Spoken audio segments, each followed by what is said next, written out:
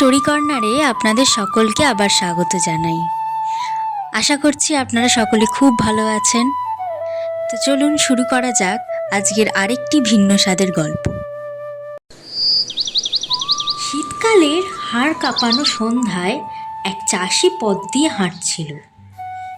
চাষি যেতে যেতে দেখতে পেল একটা বিষধর সাপ পথের ওপর কুঁকড়ে পড়ে আছে। চাষি সাপটিকে নেড়ে চেড়ে বুঝতে পারল এই প্রচণ্ড শীতে নড়বার ক্ষমতাটুকুও হারিয়েছে সাপটি।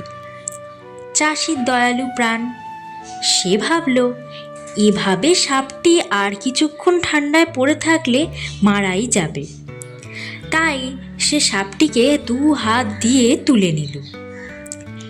এবার চাষি নিজের বুকের মধ্যে সাপটিকে চেপে ধরে নিয়ে হাঁটতে লাগলো।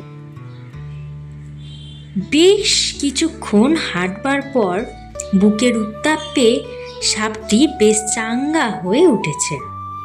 নড়াচড়া করবার শক্তিও ফিরে এলো তার। কিন্তু সে যে সাপ বলে কথা, স্বভাব যাবে কোথায়?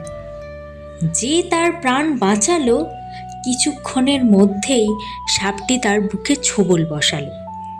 বিষের জ্বালায় ছটফট করতে করতে চাষি ঢলে পড়ল রাস্তার উপর। আর কিছুক্ষণের মধ্যেই চাষিটি মারাও গেল।